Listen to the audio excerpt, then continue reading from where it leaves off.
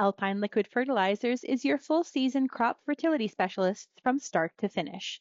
Visit alpinepfl.com for more.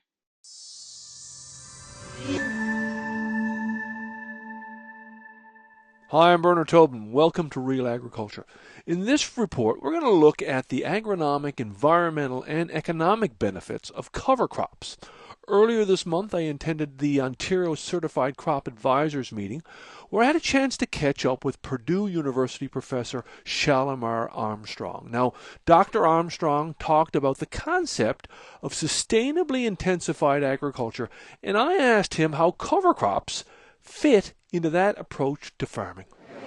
Well, most of the time when you hear the words intensified and then you hear the word sustainable, they don't go together.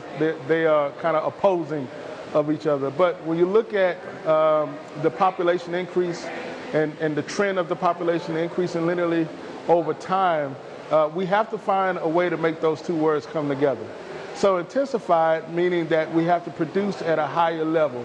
So studies show we have to produce per acre 30 to 40% more. But we have to do that in a way where we preserve, right, the natural resource, that is soil, water, and air.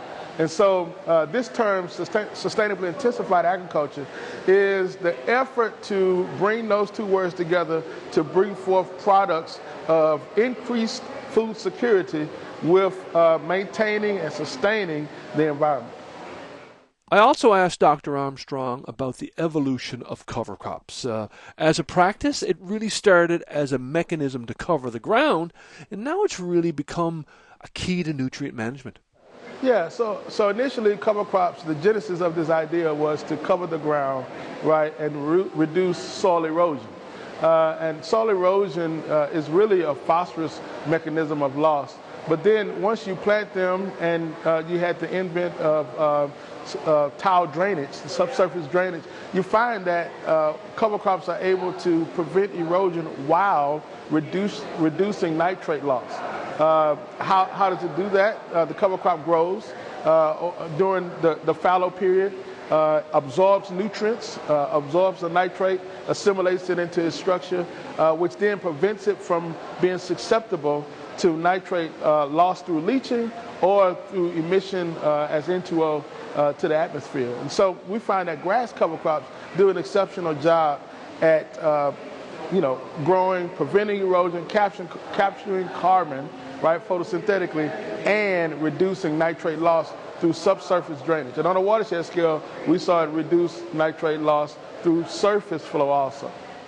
Armstrong has also been able to quantify the impact that cover crops can have on water management and how they can keep water in the field for growing crops. Yeah, so we found that over a 10-year period, on average, cover crops are reducing discharge, right? Discharge is the volume of water leaving the system by about 23 to 37%. And so that's one key mechanism, because if it can grow, that's number one. Number two, reduce the nitrate that's susceptible to loss. And number three, reduce the volume of drainage that's leaving the field, which then conserving water, so therefore conserving nutrients. Now, proponents and critics of cover crops have always debated the impact of yield drag when planting into green cover crops versus a desiccated brown cover.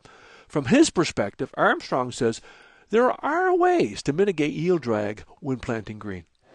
Yeah, there are about a couple adaptive management, I call levers, that we are studying that farmers can pull in order to kind of decrease the yield gap, right? The first is cover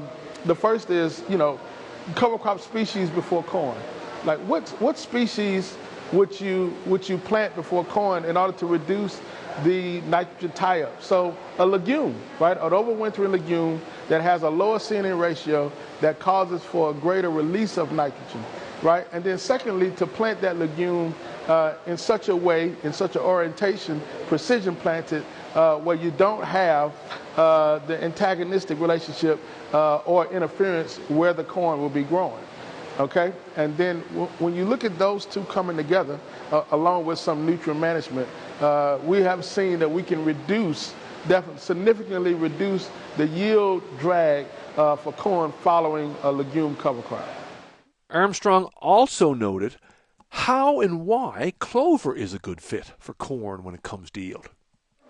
Well, I learned that, with clover, you're capturing nitrogen from the atmosphere, right?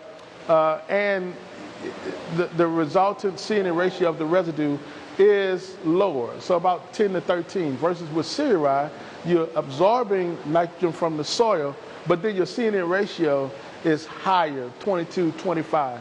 And so when that C/N ratio is higher, there's a higher chance for nitrogen immobilization, right? But when that C/N ratio is lower, there's a higher chance for nitrogen mineralization. In other words, nitrogen release to the corn plant. And so that in and of itself is one key component that reduces the strain on yield for corn. Moving forward, Armstrong is encouraging growers to consider precision planting cover crops.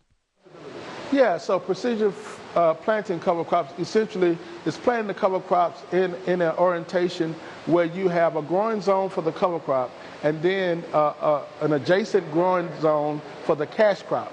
And if you are able to get those planted in that orientation, you can reduce the antagonistic relationship between the two while reducing your seed costs, but yet producing the same biomass, which is critical, right?